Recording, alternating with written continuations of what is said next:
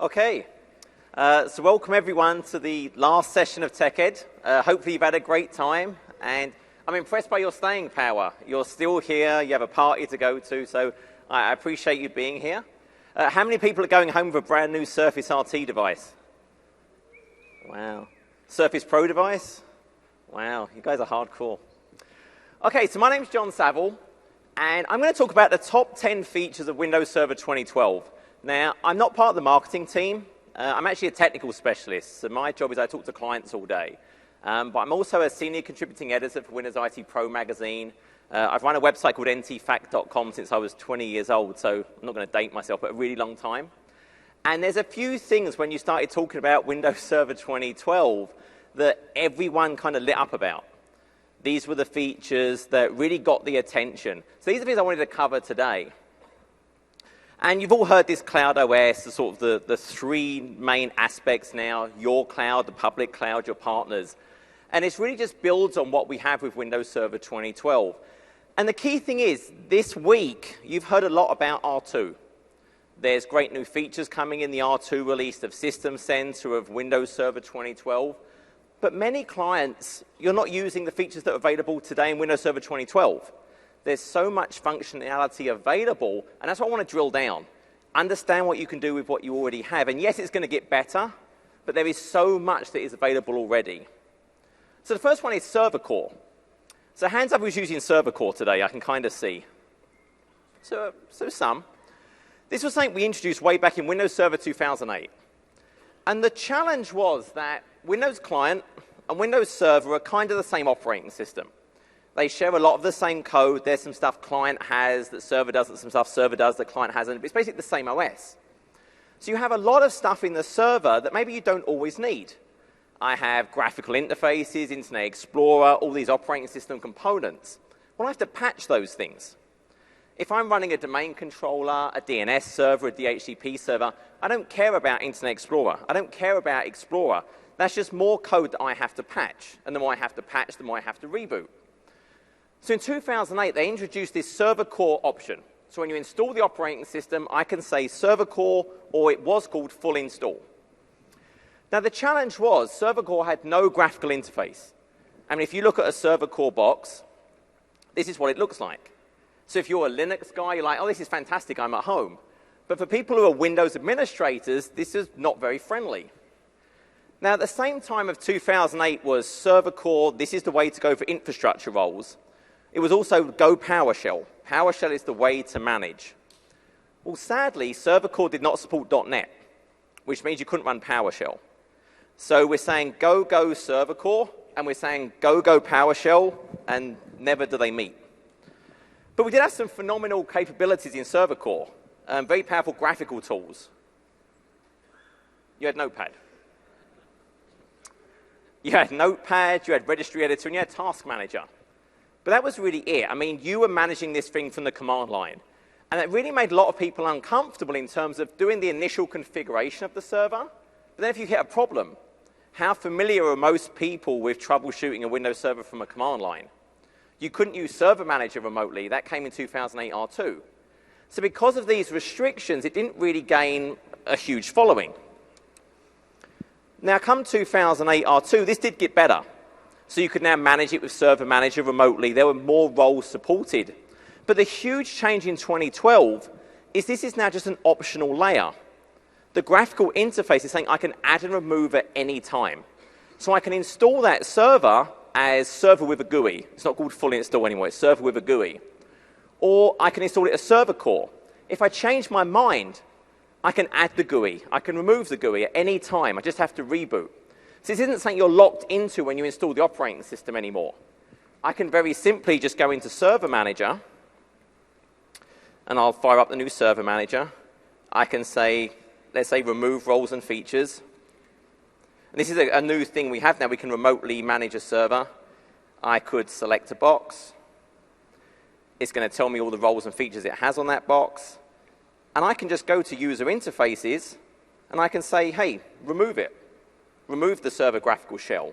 But you also have a lot more flexibility now. It's not all or nothing. What I can now say is, we'll remove the graphical shell, but you know what? Leave the management tools there. So I don't want Explorer. I don't want Internet Explorer. I don't want those things.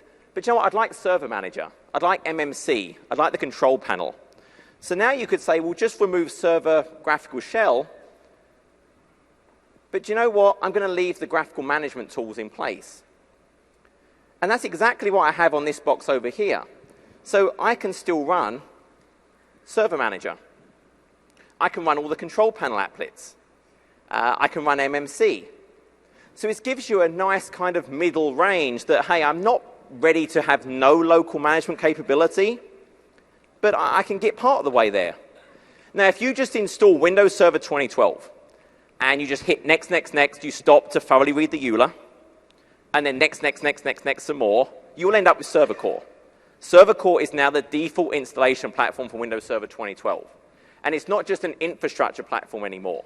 It's designed for applications as well. So SQL Server will run on Server Core. So your end goal is everything will run on Server Core. So this is where you want to get to. I want Server Core. I want to reduce my patching. I want to reduce my reboots. This is the end state. Now, not all applications today will run on Server Core. There are going to be things that don't work. Well, maybe you'll have to use the server with a GUI.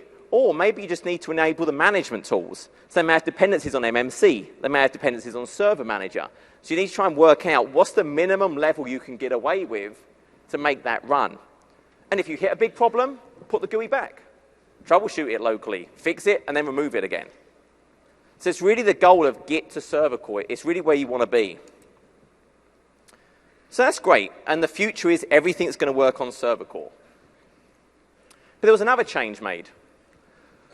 When you install Windows, who was an NT4 administrator? Anyone got those happy memories? Fantastic. Me too. So in NT4, when I installed a service pack, if I then added a new component to the operating system, I had to reinstall the service pack. Or you got these fantastic errors and crashes all over. It was very, very pleasurable. And it's because you were adding new files to the file system that hadn't been patched. If you wanted to add a new role or feature, you had to put the media back in because it had to get those files. We don't do that anymore. Why not? So the reason we don't do that anymore is on a modern operating system, so Windows 2003 or above, you have this great folder in your Windows, the WinSSX, the side-by-side assembly. And essentially, when you install Windows, every single component is stuck in this folder. So when you add or remove a role or feature, all it does is basically link out of this folder. Everything's already on the disk. When I install a service pack, it patches everything in that folder, whether or not it's installed. Everything's on the file system already. So this is great for you as administrators. It makes it very easy to manage. I don't have to find CDs. I don't have to reinstall service packs because something's erroring at me. But it might use a lot of disk space. Maybe I'm using an additional 4 or 5 gigabytes of disk space for Explorer, for Internet Explorer, for file services, for IIS, when it's just a domain controller. I know I'm never going to want any of those things. I'm going to run Server Core. I don't want all that stuff on the file system. So what you can actually do now is take it off the file system. It was never possible before. So you can actually say through PowerShell, remove. It will actually delete it from the file system. So it'll actually go into the Windows side-by-side assembly and remove all of those files. So now I'm shrinking down my disk footprint. Now where this is really useful is think of an IIS web farm. Imagine I'm running on Server Core and I have 300 IIS servers and they're all Server Core. Well, if I did this on all 300 of them, I might save 4 or 5 gigabytes for every single one of those virtual machines. You times that by 300, that's a huge amount of disk space you're now saving on that storage. This is not saying we want to run on everything. Do not on every single server you deploy, just go and uninstall everything from the file system. This is there for very specific reasons. I'm really concerned about the disk footprint for these virtual machines. I want to try and fit the OS on a chip on a motherboard or something. And even if you did delete stuff that you shouldn't have done, it's going to put it back for you. So by default, it will go to Windows Update. And all of the source files for Windows 8, Server 2012, it can pull it down from there. You can also set up a corporate source. So it could be a WIM file, a folder on the network. It could be another Windows Server's System32 folder. So it can pull it down locally as well. And you can set all of this with group policy. So Server Core, you're going to run off and you're going to migrate to Server Core. So that raises an interesting point, though. So I'm saying everything is Server Core. Well, how do you manage the thing? And if I look back, my first ever job, I was a VAX VMS systems administrator. I was out of school. And it sounded good, but as I found out, it really meant changing backup tapes and delivering printouts to developers. But the way I worked is I had to go down to the basement, and there was a console, and that was the server I would manage. I would manage one box at a time. And most companies today, that has not changed. Now, you don't go into the data center anymore, but you RDP to a server. You RDP to that server, and you fire up Server Manager, you fire up the tool, but you're managing one box at a time. And it's really not that efficient. So the goal now is I want to manage lots of servers as if it was one. And this is now where we are with the new Server Manager. So it's really been re-envisioned to be based around multiple servers being managed together. So I'm just going to jump over to this. So this is the Server Manager. And you can see what it's actually doing is it's aggregating all of the servers it knows about. So I've got domain controllers, IIS servers. I've even got Windows Server 2008 R2 boxes. I've got Windows Server 2008 boxes in here. So you can actually download the Windows Management Framework 3.0. If you install WMF3 and you install it on your 2008 and your 2008 R2 servers, you can manage them from the new 2012 Server Manager.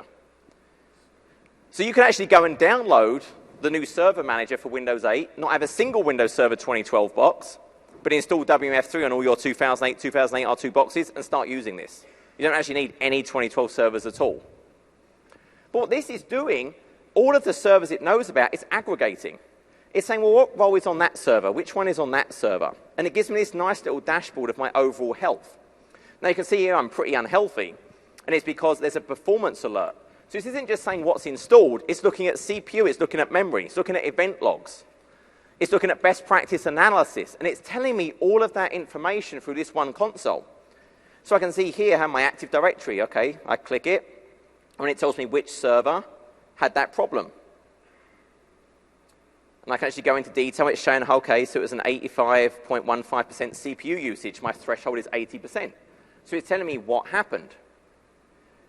It's telling me there's best practice analyzer results. So it's integrated with Server Manager. Okay, I've got a DNS config issue.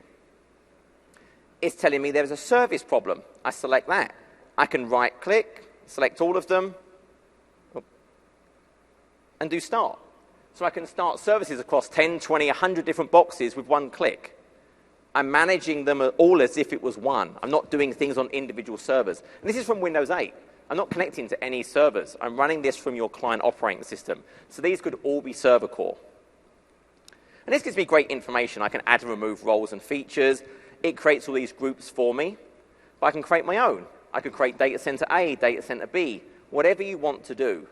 And you can zoom in to get a better insight into the information it's giving you. Gives you a nice little view of the sort of the CPU historically, the memory. It's just a great way to manage all of these servers. And again, use this on your 2008. Use this on your 2008 R2 as well. Question? You can run that on a Windows 8 admin PC also, can't you? Great. So the question is, can you run this on a Windows 8 admin? So yes, I'm actually running this on Windows 8. So you could run Server Manager on a Windows Server 2012 box, or really the goal of this is you have Windows 8, and you're going to install the remote server administration tools for Windows Server 2012 on your Windows 8 box, and do all of the management from your Windows 8 client. Now, the question always comes up, can it run on Windows 7? The answer is no. The 2008 R2 RSAT only ran on Windows 7. It couldn't run on Vista. It's always the matching version. So the Server 2012 RSAT only runs on Windows 8. Sorry. So this is where you want to get to. You want to really get to this new Server Manager. It gives you a great way to manage multiple machines as if they were one. But there are some limitations. I mean, how much can you do from a graphical interface? This is just a link, so you can actually go and download the RSAT. So PowerShell. Who's using PowerShell today? Nice. Who's a PowerShell expert? Wow, there's a brave person. Like, if ever someone asks you if you're an expert, you never put your hand up. It always ends bad. I did it once, never again. But PowerShell is at the center of everything we're doing. I mean, everything Microsoft is doing, every product, the operating system, partners. I mean, if you went and wandered around some of the booths, you look at the partners, the NetApps, the Cisco. I mean, they're doing PowerShell for all of their things as well. So this becomes this one place where you can do everything. But it can be quite intimidating. I mean, there's over 2,400 commandlets just for the operating system alone. 2,400. Okay, which one was that again? Oh, number 620. It is very difficult. But the good news is there's been some great changes in PowerShell 3. And again, you get this for 2008, 2008 R2 when you install that Windows Management Framework 3.0. And some of it's been based around really standardizing the verbiage, sort of the verb-noun syntax. But if you've ever used Visual Studio, it has something called IntelliSense. And as you type, it starts giving you hints about, well, maybe you want to do this. Maybe this is what you're trying to achieve. Well, it's now in this integrated scripting editor. So I can start typing, and it's telling me, what about these? Here are the options. I can carry on typing, and it's also going to help me out with, well, what are the different options? So it's really giving me great information and guidance for actually, well, how am I going to use this PowerShell thing? If even that's tricky, there's now this command window at the side. I can do a search for something, so I can search for process. And it's going to show me all the commands related to process. I can double-click it, and then it's going to help me fill in all of the various variables, and I can just say insert. And it will go and create that command for me. So there's a lot of tools here to really help you get going. And it's something you definitely want to dive into. I mean, if you think multi-server management, if you think true automation and orchestration, you can't do that with a GUI. If you really want to be able to take any process and run this across 50, 100, 1,000 machines, you have to move past any kind of graphical interface and think scripting. And in PowerShell v3, I mean, you can do anything. I mean, you can start with really basic things like just getting event logs. So I can just get the last 10 security event logs. But I can take that same command and I can run it across 3 machines, for example, which is what I'm doing here. So I'm getting the 10 newest event logs from 3 servers, all in this one place. I can get information about every single thing in my environment. You can do workflows. You can do background tasks. Everything you can think of, everything the Server Manager can do, PowerShell can do. Everything any administration tool can do, PowerShell. And the reality is there's stuff you can do in PowerShell you can't do in any of the GUIs. Network virtualization.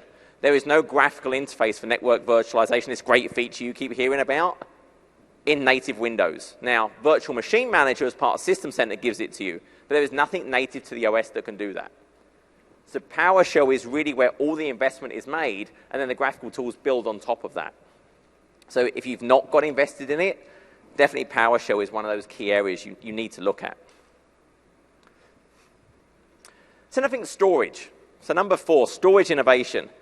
And really, when I think of storage, that's always a really storage. That doesn't sound that much fun. And it really hasn't been. I mean, if you think of a Windows file server, it's somewhere where you store your Word documents, your PowerPoint documents, your Britney Spears MP3 collection. It's not where you store your SQL databases, your Hyper-V virtual machines. It's not where you think of it as an enterprise file server. But that's changed. So Windows Server 2012 introduces SMB 3.0. So SMB 3.0 really says, well, what are the problems of SMB today? Why can't I use it for SQL? Why can't I use it for Hyper-V? And one of the big challenges traditionally with a clustered file server in 2008 R2 is I can have 8 nodes in a cluster. But only one of those nodes at any one time mounts my storage. He mounts that NTFS LUN and he offers out that file share. If that node goes down, well, another node has to take over, mount that volume, reoffer the share. You lose your locks, you lose your handles. Well, SQL gets very upset if it loses its locks and handles. It doesn't handle it. Poorly written, I'm going to assume. But it doesn't handle it. Hyper-V doesn't handle it. You can't have that happen. So in Windows Server 2012, we have transparent failover. I can move the owner of a share between nodes with no downtime whatsoever, no loss of locks, no loss of handles. It's going to keep those. They're going to keep running. But it gets even better than that. You now have active-active configuration. So active-active says I can have that 8-node cluster. All 8 of them are connecting to the same NTFS LUN at the same time using cluster shared volumes. So all 8 nodes are connecting to that same NTFS LUN. All 8 nodes are now offering the same file share at the same time. So if I'm a client, it doesn't matter if one node goes down. The other nodes are offering that same file share already. But it's even better. If you think about I was connected to a server, and that server went down, Well, TCP alone is going to take a little while to work out he's gone. TCP is going to try and connect and connect and connect, and eventually it'll fail. 30 seconds later. That's a pretty long time to be out. 30 seconds, brownout, just waiting to realize the server is gone. So it does something better. When I connect to server A says to me as the SMB client, hey, by the way, I'm actually part of a cluster. Servers B, C, D are also in this cluster. I say, thank you very much. I then talk to server B as well. I say, hey, server B, I'm connected to server A. I've got this session going, but do me a favor. Keep an eye on session A for me. Server B is now acting as a witness service for me. He's registered with me, and if server A goes down, well, server B knows instantly he's part of the cluster. Server B will now proactively reach out to me as the client and say, server A is gone. Come and talk to me instead. So instead of a 30-second brownout and a loss of connectivity, I'm going to instantly just switch to server B. Lose no locks, lose no handles. So I can now use this for SQL. I can use this for Hyper-V. We have multi-channel. So if you think about iSCSI or Fiber Channel, you have to consider the loss of the storage node, but you have to consider the loss of how do I get to that storage. My HBA, so you have multiple HBAs, use MPIO, whatever. Well, the same thing on SMB now. If I have two network cards in my server and they both have a path to get to the file server, it'll actually use both of them. It'll create two separate channels effectively and group them together. So I have a redundant path to get to that storage. If one of them goes down, so what? The other one will just take over. I get the aggregated bandwidth. So this great multi-channel, receive-side scaling. If I have 10 gigabit, the processor becomes a bottleneck. Well, this will spread that traffic over all of the cores. If you have this great new hardware, it will actually support SMB Direct. So this is using the sort of the RDMA. So it's direct memory access from one server's network card to the other, bypassing all the CPU, bypassing any of that overhead for the fastest network response times. And you may have heard of that. If you attended the keynote, that actually talked about the new shared sort of nothing live migration capability to leverage that technology. So it can actually use this RDMA to now copy virtual machine memory state over the network. And of course, if we're running stuff over VSS, we have to be able to back it up to a VSS provider.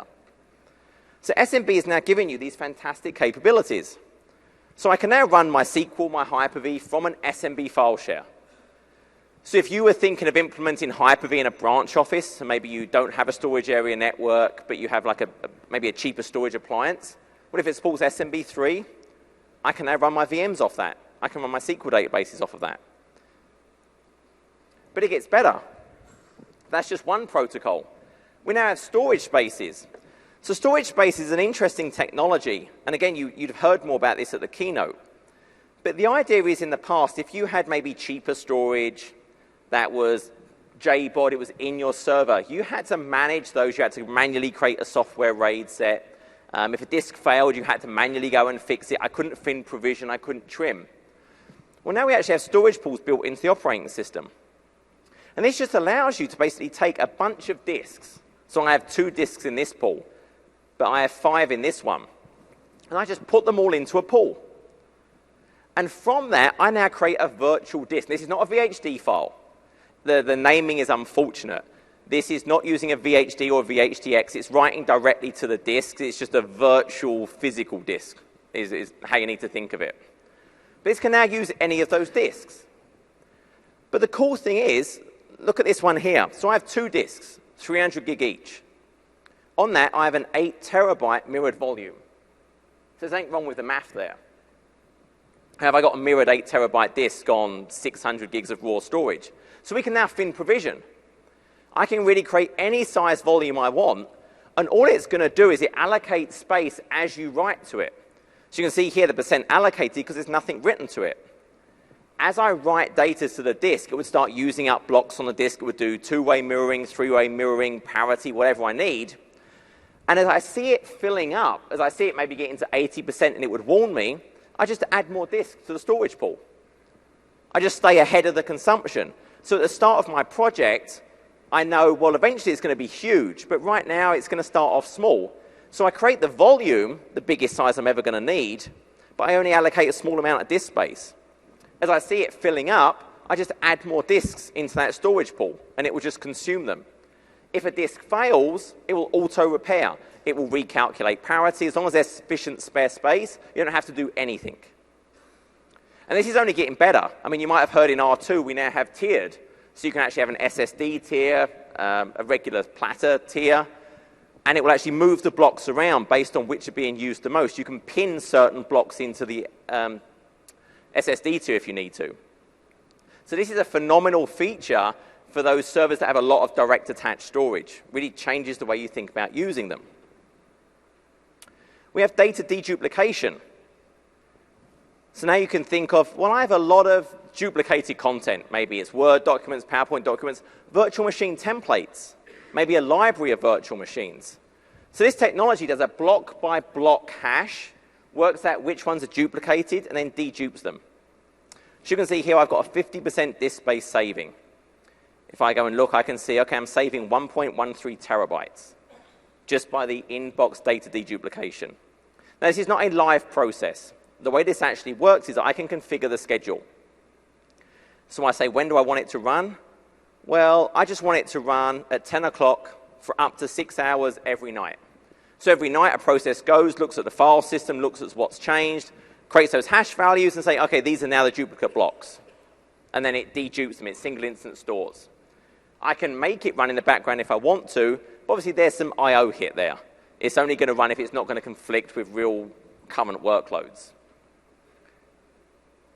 It will not dedupe today in 2012 running virtual machines. It will not dedupe anything that is a single lock on it.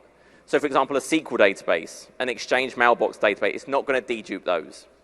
I actually had someone ask me, well, Exchange have removed single instance storage. Can I just use dedupe on that? No, it's not going to work. Because Exchange locks that file, you can't dedupe it. And it wouldn't be supported anyway. I can say, don't dedupe these folders or these types of files. I might say, do you know what? If the data is constantly changing, don't bother deduping it. I don't want you to dedupe stuff that's changing every single day. So only dedupe data if it's older than 7 days old. So if it's not changed for 7 days, then dedupe it. This is more archived data. Go ahead and dedupe it. Save the CPU cycles. Only dedupe it if it's kind of archived. So you have a lot of flexibility about how it's going to dedupe that data. Again, this is just an inbox feature. File system error checking. So this is a huge one, and I think often it gets overlooked. So I can kind of see hands. Hands up if you have a single NTFS LUN that's at least 2 terabytes in size. 4 terabytes. 6. 8. You look determined. You're like, my hand is not going down. My hand. 12. 10. 14. 16. Holy cow. 16. How big? Wow. So most companies, so I do this. The biggest I'd ever heard of before was 14 terabytes. That was the biggest NTFS LUN I'd ever heard of in any company. And I asked him, I was like, well, how do you mitigate the risk of running check disk? And he said, what's check disk? And I was like, that makes sense. Okay. So we have this process. If a disk has a corruption, there's some issue with it, you have to run check disk. And the analogy I think of is, don't let the accent fool you. I live in Texas. Y'all. And so they build a brand new road, and within a few months, it shut down. It shut down for 6 months while they fix the road. And so they have to shut it down for the 6 months it takes to fix it, and they're going along the road, they find a problem, they fix the problem, they go along the road, they fix it. And it takes 6 months that's offline for. We do the same thing in the file system. We take the volume offline, and we search through the volume looking for the problems, fix it, go to the next problem. On a 14 terabyte volume, it would be days or weeks. Even for a few terabyte volume, that's still a lot of time. And that really is not acceptable. I mean, if I want to use this in an enterprise file system, I can't be offline for days or weeks. So they've changed it. So the road analogy would now be, there's problems on the road. Well, some poor soul is like leaping between traffic, looking for the problems. The cars are still whizzing by. 5 or 6 people later, they get to the end of the road, and they've found all the problems. And then they close the road overnight. They close it overnight, and they do a spot check. They fix the problems they've already found. So it's only down for one night. That's the same thing that happens with checkdisk now. Checkdisk is a two-phase process. It scans the disk while it's still online, finds all the problems. And that may still take hours, days, or weeks. It's still having to go through the disk. But it's online. It's not offline anymore. Once it's found all those problems, it will tell you, hey, a spot fix is required. You then run the spot fix command. It takes it offline, fixes those problems, and brings it back. 8 seconds is the longest it will ever bring a volume offline for. 8 seconds. And that's the worst, the most corrupted, terrible 14 terabyte NTFS LUN imaginable. I don't even bother demoing it anymore because you can't see it. It's sub-second. It finds the problems, and when you hit the spot fix, it takes it offline, fixes it, and brings it straight back in. You can't even see it in Disk Manager. If you're using cluster shared volumes, there's no downtime whatsoever. CSV does its own level of sort of redirection, and you don't see any downtime. So this great new way of actually fixing the problems. iSCSI. There's an iSCSI target built into the operating system now. So I can actually be an iSCSI target. There's an NFS server. File classification. So file classification is an interesting one. Who has any kind of compliance challenges today? So a lot of customers are. And the idea is, well, if the data has a social security number in it, if the data has sort of credit cards or any kind of PCI compliance, I need to make sure it's encrypted, or it's got a rights management policy applied, or it's copied over here. And the way it works today is you're really reliant on the users to make sure they do the right thing. Make sure they copy it to the right folder, make sure they set the right policy, which is really setting yourself up for failure. So there's now this classification capability. And we have all these classifications actually built into the Active Directory. So if you go and look at resource properties, there's things like company, compliancy, personally identifiable information, project. You can add additional ones. But these are just part of Active Directory now in Windows Server 2012. I can then actually create rules to say, well, look, if data has a certain string in it or a certain sequence of characters, for example, so I've got classification rule here. And this one says set PII to moderate. And basically what it's looking for... Oh, I'm sorry. So you got all that. Sorry, there we go. So, sorry. We have all these properties now in Active Directory. Company, compliancy, personally identifiable information. So these are attributes you can set of the data. And now what I can actually do is within that, I can create rules to actually set those classification properties. There's one built in here, so set PII to moderate. So you can actually go and look at certain types of data in certain folders. I can say an evaluation. And how am I going to classify that? So I'm going to set PII to moderate. And I'm going to do that if I find this string in that data. So the social security number, 3, then 2, then 4. And if it does that, it's now going to automatically classify the data. So I can go in as a user. And I'll just jump over to the file system. And let's say I'll just create a new Word document. And I'll just say TechEd. I double-click that. I'll say this is a test. And then I'll put in a social. So anyone want to give me their social quick? That's the right format. I'm English. I'm not. That's the right format for social security number. Test. So I'll save this. So what's now going to happen is I'll see sort of some temporary files created, and then this file size will actually grow. Because what's going to happen behind the scenes is that file classification infrastructure is going to see that new file was created. And the first thing it's going to do is classify it. So if I do a refresh and then look at the data, what I should see within a few seconds is a classification will be set for the PII. So that's not kicked in yet. I did save that, right? OK, so something's happening now. You see the temporary file created. So I'll go back and look at it again.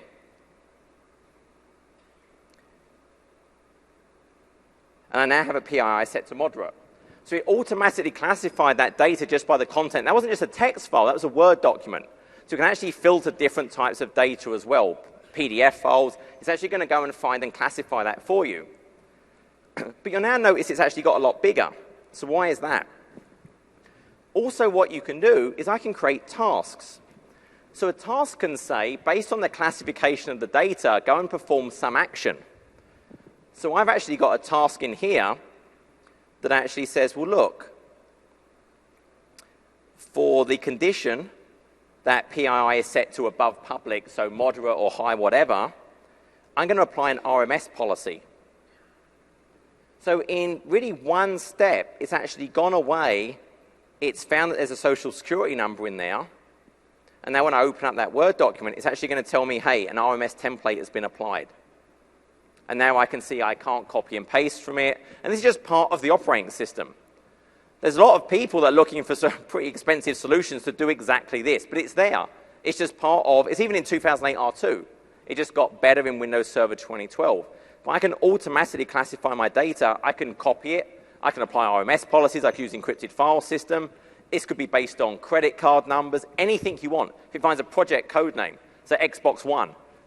2 months ago, hey, Xbox One, top secret, no one allowed to see what this is. So this is just part of the operating system. If you store your files on Windows, I can leverage this. That same classification in Windows Server 2012, I can now actually use for permissions as well. So before someone can access the data, today you create groups. You create 100, 1,000 different groups, and you put users into those groups. User for project A, project B, whatever. They're in sales, HR. But it's a lot of overhead to create all those groups. What this allows you to do, dynamic access control, is you classify the data. Now, you have to have classified all your data first. You can use those automated rules. You can do it manually. But the data is classified. Now, what you can do is you can create these rules that say, well, look, to access data that's classified PII, the user department must equal HR. So there's no groups anymore. It's all based on attributes of the user. If you think Mission Impossible, in the first film where he drops down, there's that secure computer in the locked room that he still gets into somehow. You can do that with this. You can say, hey, the user has to have these attributes. They had to authenticate this way, and only if the computer is this specific computer in this location. Microsoft used this technology. They had an asset that had 98,000 access control entries on it. 98,000. They went to 2 rules with dynamic access control.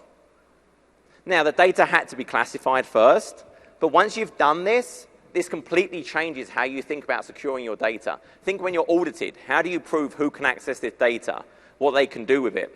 With this, it becomes very, very simple. So there's upfront work, yes, but once you've done it, it's phenomenal. So you can now think of Server 2012 could actually be a storage platform. What did we have? We had SMB3, we had iSCSI, we had NFS, we had storage spaces, we had data dedupe, we have the new check disk, we have ReFS, we have file. I mean, all of these features are just part of the OS. So you can build out a very, very comprehensive storage platform. Number 5, remote desktop services. So who has any kind of bring your own device or consumerization of IT project going on right now? Most people do. And we had a great solution in 2008 R2 around sort of session publishing and app publishing. And we had quick start guides. And the quick start guide to do session publishing or app publishing was 50 pages long. This was the quick start guide. This was, hey, the minimum steps possible, you can be up and running in only 4 to 6 hours. And that didn't go down very well. And so the big shift now is actually around simplifying that process. So if I jump over and actually make sure you can actually see the screen this time.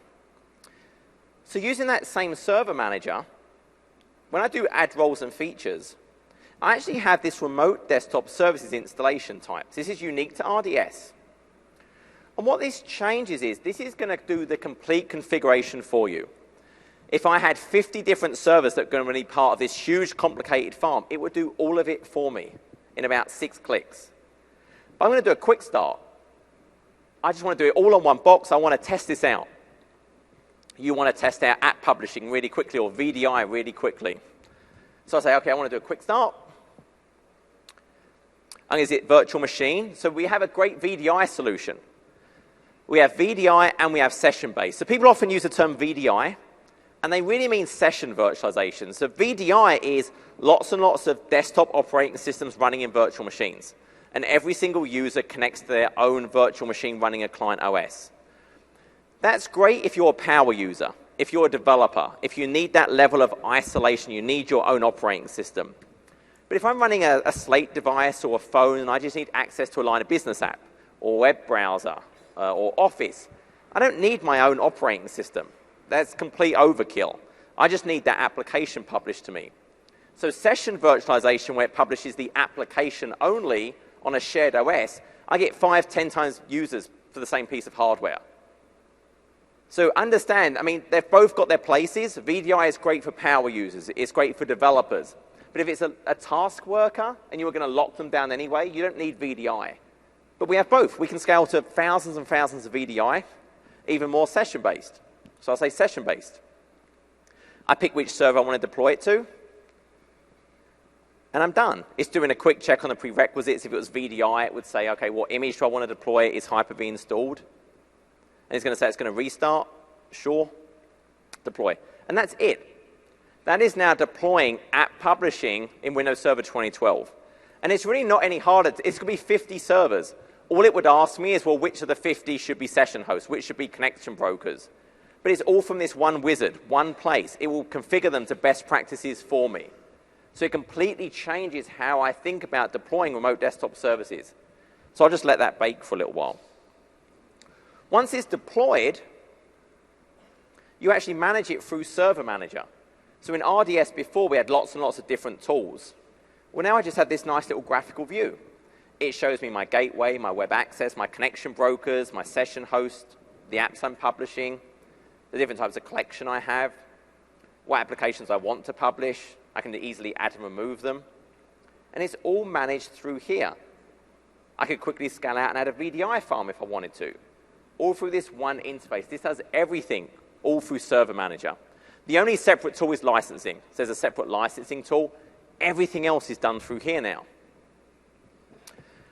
So I'm publishing all these applications. It's actually a great client experience as well. So who uses Exchange? So when you set up your phone for Exchange, you just type in your email address. That's all you have to do. Well, wouldn't it be great if your users could do the same thing to get published applications? They bring in their RT device. They bring in their iPad. They bring in an Android device. Doesn't matter. It has an RDP client on it. That's all they need. Well, they can go in, and this is just an example of the inbox Windows 8 one. They can do remote desktop. And I've already got some published.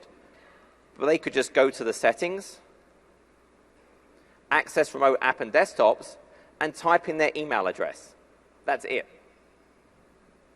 They type in their email address. It will automatically find the connection broker for their email, and then just publish all those applications to it. That's it.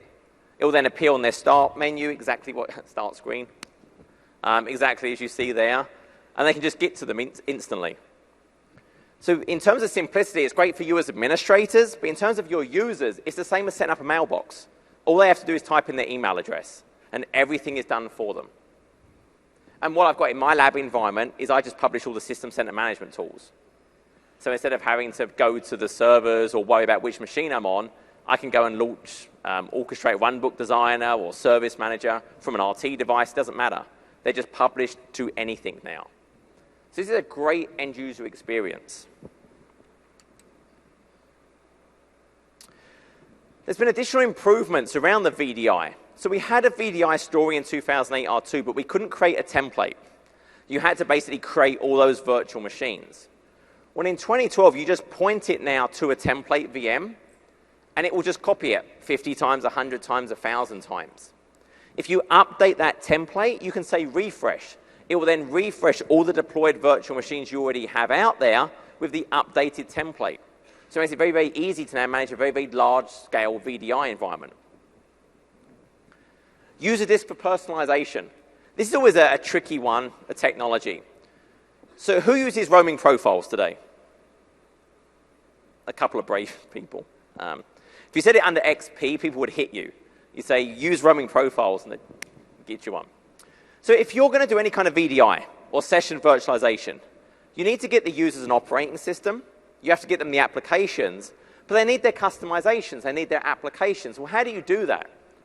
Well, typically you use roaming profiles for the actual profile of the user, or user experience virtualization. For their data, you use folder redirection.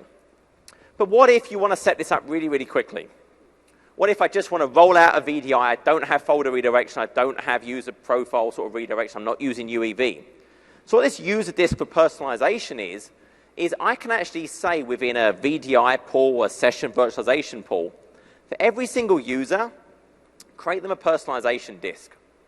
Their profile and their data will now be stored to that user personalization disk. Doesn't matter which host they connect to for the VDI or the session, it will map that disk through to that user session or VDI environment. So they always get the same profile. They always get all their data available. The thing I don't like, and I'm giving you this sort of caveat, is it's only for that VDI environment, only for that session host environment. If they then connect to a normal desktop, they're not going to get that profile. They're not going to get their data available to them. So it's a great capability in terms of quick testing it out, or a very limited sort of VDI session host deployment. But if you're looking for a very smooth, integrated user experience where they always get the same profile, always the same data, you really want to look at sort of roaming profiles, folder redirection. That's going to give you the best experience. And there's been other improvements to the overall RDS. Remote FX. This is a phenomenal technology. I can't demo it here because of bandwidth, but this allowed you to take a GPU in your server and actually assign it to virtual machines for a VDI environment. So why is that useful? If I'm running Windows 8 and I connect to a session host or a VDI environment and I try and play a video, what actually happens behind the scenes is it sends the primitive of that video to me, so the actual raw like WMV file, and I render it locally. So I get a fantastic experience. It renders beautifully. I can see everything, no challenge. Well, now imagine I'm on an iPad or something. Well, that can't render that content locally. It's not going to work. So I get a completely different experience. Imagine I want to run a DirectX application. I want to do link, video conferencing. It just does not work. Well, with Remote FX, that has a GPU. It can do DirectX. It can do these rich graphical renderings. And the way I normally demo this is I actually installed Lego Batman in this environment, and I would just launch Lego Batman. And it plays fantastically. So it redirects my Xbox controller, and I'm off playing. And that's a DirectX 11 game running in a VDI VM. Now, this is not a gaming technology, but it gives you some idea of the capability of what you can do. But it's got a lot better. Another part of Remote FX was USB port level redirection. So if you have card readers, certain types of scanners, multifunction devices, well, now this is completely separate from the GPU virtualization. With session hosts, with normal VDI, even if I don't have a GPU, I can do a port level redirection of any USB device. So if you are in some special industry, you have these special devices, well, what I can actually now do is just plug it into my local device, and it will actually appear on that remote session without having to do anything. So it gives you a lot more flexibility in those sorts of environments. Active Directory. Simplification was another goal of Active Directory. When typically you perform an AD upgrade, you have to sort of perform this step over there on that server with this account, these steps over there on this server with this account, and sort of wiggle your leg in a funny way. You don't anymore. So in Server 2012, you just run the update. As long as your account has the right permissions, it does everything for you. There's nothing you have to manually do. You can now virtualize domain controllers. So who virtualizes domain controllers today? Who takes snapshots of domain controllers? No one ever admits to it. So a lot of people do. Lots of people take snapshots of domain controllers, and then a week later, 2 weeks later, they apply that snapshot. And Active Directory gets very, very upset. Active Directory is a directory service. It only ever expects time to move forwards. Well, if I suddenly take a domain controller and shunt it back 2 weeks in time, it starts reusing the same relative IDs. You get duplicate SIDs. It now won't replicate with anyone else because the update sequence numbers don't match. And you phone up Microsoft really annoyed. And it's like, why is this happening? So it's now virtualization safe. So what now happens if you're running a Windows 2012 domain controller on Windows 2012 Hyper-V, every virtual machine has a VM generation ID. And Active Directory actually stores that VM generation ID in its database. Every time any write action is performed, the domain controller does a check and says, okay, what's the current VM generation ID from the VM to the version in my database? If they don't match, something has happened, because Hyper-V will change the VM generation ID of a VM if anything messes with its view of time. If a snapshot is applied, if a backup is restored, anything that messes with that VM's view of time, it will actually now give it a new VM generation ID. So the domain controller can now detect. It can say, well, these VM generation IDs don't match. Someone has messed with my view of time. And it goes into a panic mode. It dumps its RID pool, it resets its invocation ID, its database identifier, and protects you. It won't reuse SIDs, it won't break replication. Now, I'm not urging you to go and stress test this in a big way. I'm not asking you to run and clone all your domain controllers and just try and break it, but it should protect you. It's going to protect you from that accidental. But it gives you another great capability. A domain controller can now tell if it's been copied. So you can now clone domain controllers. You could never do this before. If I wanted to stand up in a disaster 5 new domain controllers, well, I had to maybe install from media. It would replicate over the network. I can now take a running domain controller. I stick one file in its NTDS folder, and then shut it down. It's an XML file that says, hey, you're about to be cloned. I then copy that 1, 2, 3, 4, 5, doesn't matter. Copy that VM. And then bring up all the copies. The original will see, here's this clone file, but my VM generation ID hasn't changed. I must be the original, and carry on working just fine.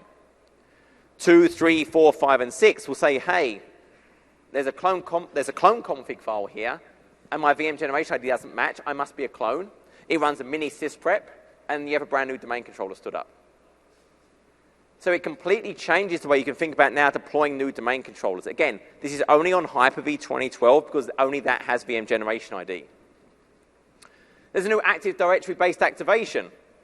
So today, for your servers, your desktops, you use KMS. So you have this key management server that you kind of hope doesn't have anything bad happen to it, but it has to be running. Every so often, the computers go and connect to that KMS to stay activated. With Active Directory-based activation, there's no server. It's completely passive.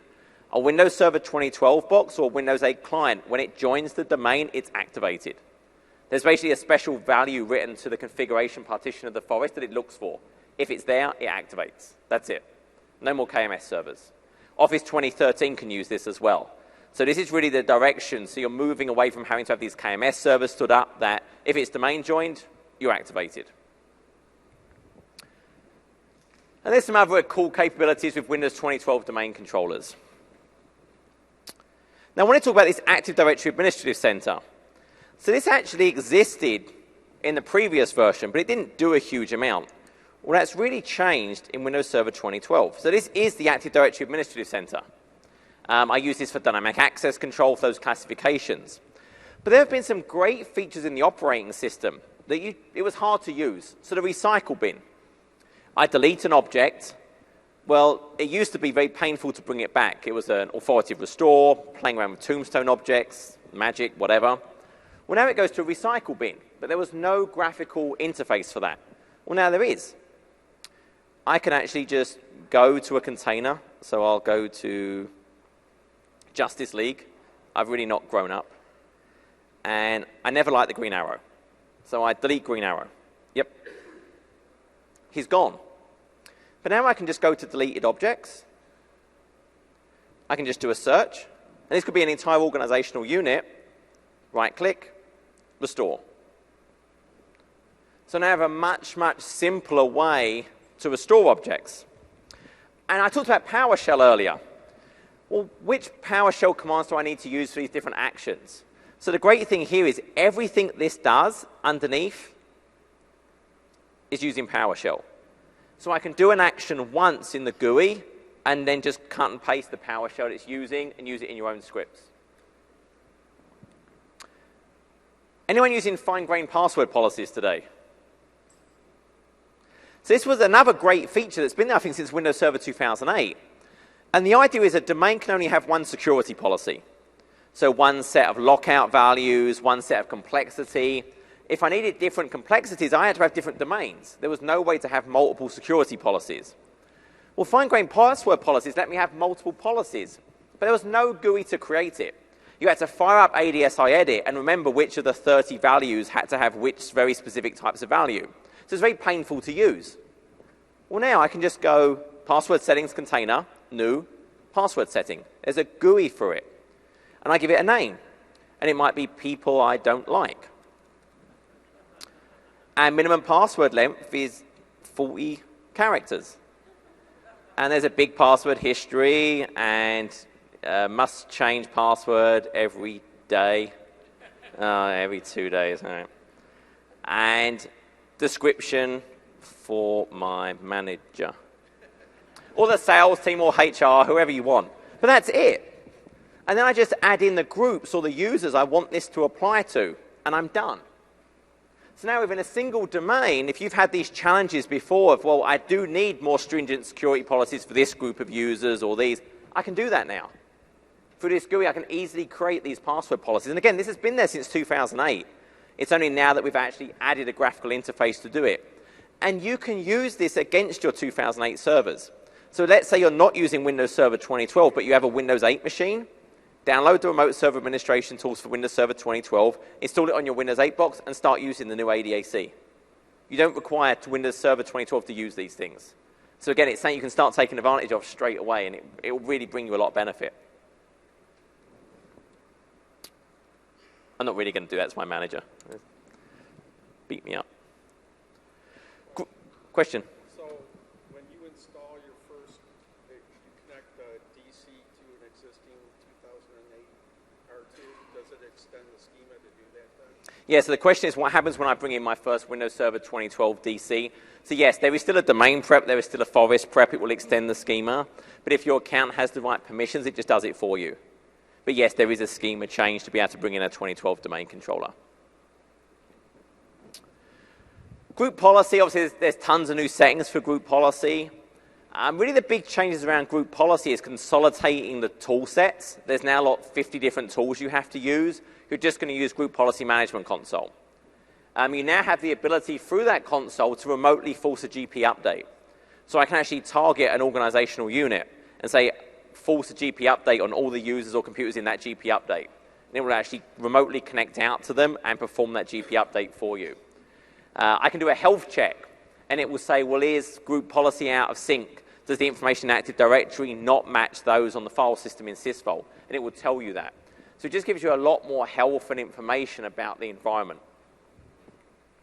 Better with Windows 8. So obviously, everyone's deployed Windows 8 so far. You're all waiting for Windows 8.1, but you're Windows 8 now. And there were two key technologies.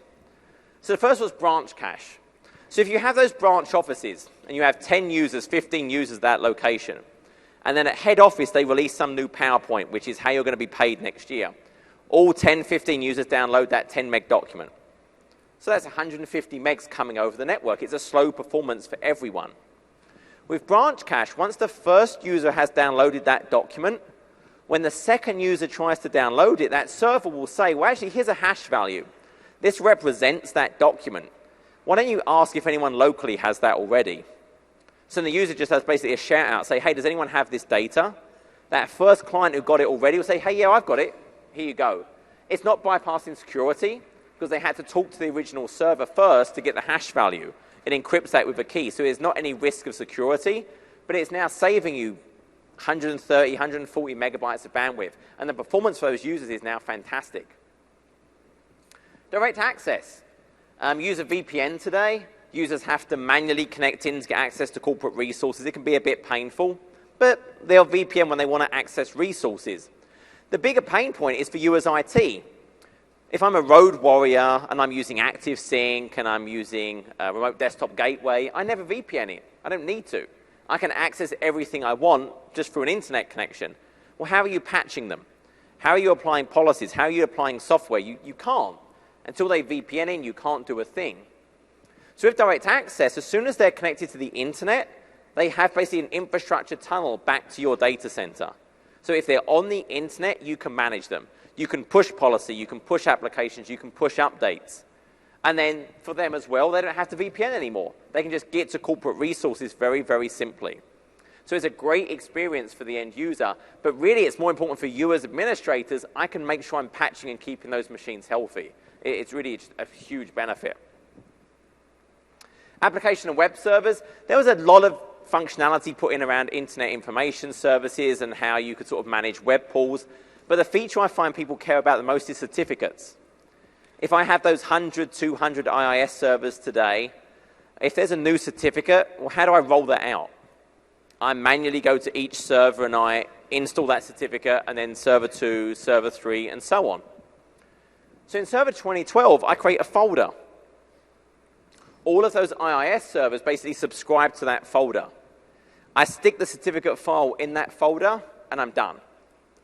All 100, 200 IIS servers will every so often check that folder, will see the new certificate, read it in, and start using it. And I'm done. That's now my workload to roll out a new certificate to a 200, 300 node IIS farm.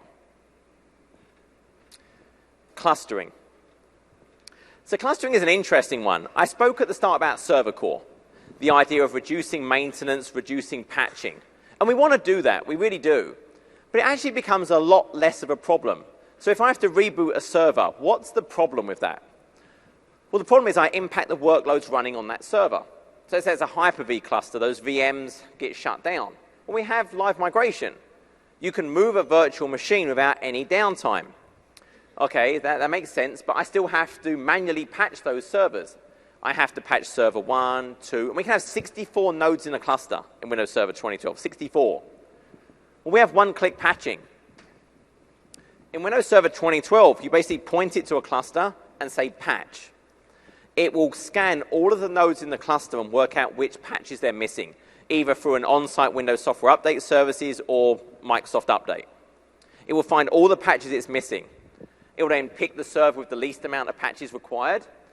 It will drain it of all resources. So it will use live migration. It will use whatever SQL or file services to move everything off of it. It will patch it. It will reboot it. It will bring the services back. And then it will move on to the second box. Rinse, repeat. 64 node cluster, you patch with a click of a mouse. Now, this still may take hours as it has to move the things and reboot, but you don't have to do anything. Your boss doesn't have to know about this. You're working all weekend patching the cluster. You're playing golf or doing something else. But it's just going to happen for you. So it really simplifies that entire patching process. The idea now of health monitoring. So if I actually go and look at a cluster, and I have virtual machines. Now, this is not a replacement for Operations Manager. But what fixes any problem in IT? Reboot. It doesn't matter what it is. Reboot will always fix the problem. So what you can now do is I can actually say, well, look, for this virtual machine, I want to configure monitoring. And it's now going to go and talk to that VM, and I'm saying print spooler. But you can pick any service on the box. So now what's going to happen is, if that service stops 3 times, so the first 2 times Windows locally will just restart the service. On the 3rd time that service crashes, failover clustering will just reboot the VM. And then you know it's fixed. It might not be totally fixed, but that's the technology. Basically, if you have some issue and you know a reboot fixes it, you can just do this now as part of this technology. 3rd time the service crashes, it's going to reboot it for you. If it crashes a 4th time, it moves it to a different host. Actually, maybe there's some issue on the host, some contention. It will actually move it to another host using live migration. So it's just going to automatically keep an eye on those services. It's going to alert you, and it will try and perform some very, very basic actions. Obviously, System Center can do a lot more advanced things, but this is giving you something just in box. It does preemption now. I can actually assign priorities to virtual machines. I can say that's a high priority, that's medium, that's a low. And let's say I've not really balanced my cluster correctly, or maybe I've had more failures than I was expecting. What this can now actually do is, let's say a server crashes with 5 high-priority virtual machines running on it. It will actually go and shut down 5 lower-priority virtual machines on the cluster so it can start up those critical high-importance ones. So it's going to make sure the higher-priority workloads can always start. So it's just, again, just trying to make itself more intelligent to do the right thing. And number 10, Hyper-V. There's no way I wasn't going to talk about Hyper-V. So, I mean, in 2008 R2SP1, there was a great hypervisor. It had dynamic memory, it had remote FX, they had hot added storage on the SCSI bus, but there were some things it didn't have. I mean, scalability was a big one. You couldn't create these huge virtual machines. Well, you can now. Look at Windows Server 2012, a 64 virtual CPU virtual machine, 64 CPUs. And when you get into 64 virtual CPUs, NUMA becomes a big deal, the non-uniform memory access. The idea that I have physical CPU sockets and banks of memory, that gets passed through to the virtual machine. I can have a terabyte of RAM in each virtual machine as well. 64 terabyte virtual hard disk format now. So the biggest NTFS LAN I'd ever heard of before was 14 terabytes. So now it's 64 terabytes is a virtual disk. So the idea of having to use pass-through storage, which breaks live migration, it breaks Hyper-V replica, has gone. Over 99% of the world's workloads, SQL, could now be virtualized on Hyper-V in Windows Server 2012.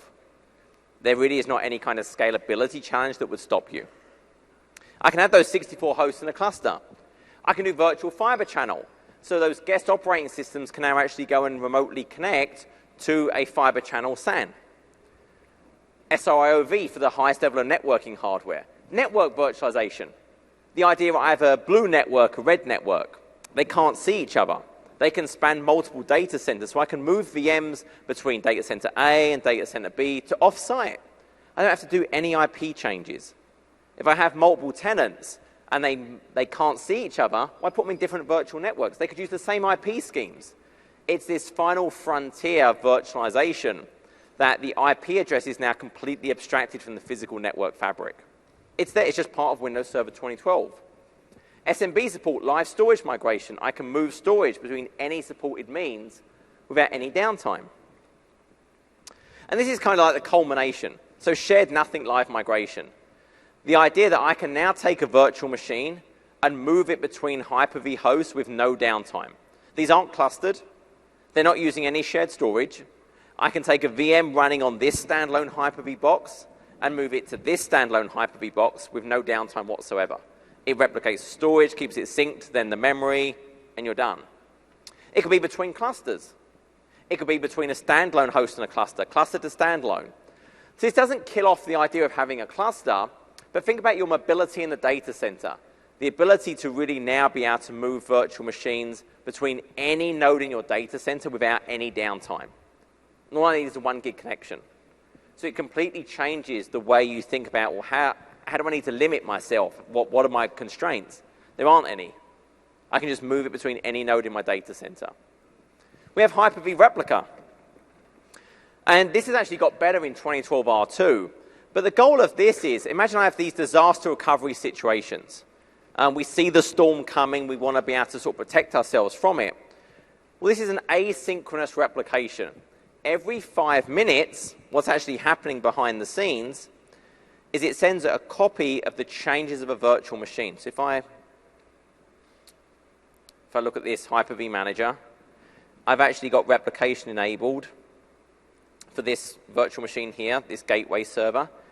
I can see its primary replication is running. On the target server, there's a copy of that virtual machine. It's turned off. But every 5 minutes, it gets sent the updates to the storage of that virtual machine. Now, in a planned situation, I see the storm coming. I want to move my loads over. I can go to the original, and I can just say, perform a planned failover. It would shut down the original, copy over the last few minutes of storage change, and then start it up on the other side. When it starts it up on the other side, your DR location is probably a different IP scheme. So as part of the settings, I can actually say for each of my network adapters, this is my failover TCP IP information. So as part of that failover process, it will inject the IP scheme for the DR site, just automatically for you. So that's a planned situation. In an unplanned, well, I would just initiate it from this side. But understand it is asynchronous. I may lose a few minutes of data. The other site has just disappeared. It last replicated 3 minutes ago. I may lose 3 minutes of data. I can do a test failover. And what this will do is actually create a clone of this virtual machine. So it's still replicating from the original host. You're not breaking your DR. it will disconnect it from the network so you can test your failover process. Again, just an inbox, hey, I want to fire this up and test it. You'll also notice there's snapshots down here. So in addition to just replicating the current state, I can say, well, every hour, give me a view of that virtual machine as well. So I can go back an hour, 2 hours, 3 hours. I can optionally say, also create a VSS replica every hour, every 2 hours, every 3 hours. And what this does is this calls the VSS writers inside that virtual machine to flush everything out to disk. So this is now like taking a backup. So imagine you had to fail over, and maybe the most current view, the data's inconsistent, it's complaining about inconsistencies, it wants to do a debug check, whatever. Well, I know this app consistent replica, all the VSS writers were called. This was like doing a backup. So I know this will be able to start in an app consistent state. Again, just a feature of the replica. And what we've announced now is this can actually integrate with Azure. And so this can actually be orchestrated through the cloud service to do that failover for you, to actually orchestrate the entire failing over of one data center to another. And again, just an inbox feature. There's no like super edition or basic edition. This is just standard and data center. Just have this. Even the free version, Microsoft Hyper-V Server, has this in it. And it was the top 10.1 features. And it's really just System Center. I mean, there's a phenomenal amount of technology you can do in box, but to really get the most from it, think of an enterprise level, you need System Center. That really gives you that heterogeneous management of the servers, the desktops, the physical, the virtual, the hardware, all the way through to your custom applications. And in 2012, it's one product. So if you own System Center 2012, you own all of this. Config Manager, Ops Manager, DPM, VM, everything. And this really just completes the entire picture. So if you're going to roll out any of these technologies, especially Hyper-V, or you're trying to do private cloud, CMDB, monitoring, System Center really completes the picture. So with that, I've got the orange light, and I'm actually just finished. So I think there's some more resources on the track. Obviously, all of this is being recorded. You can see it on Channel 9. Complete the evaluation. But thank you. Have a great party tonight. And at this point, if there's questions, you can come out to the microphone, or you can just come and grab me afterwards. But have a great party.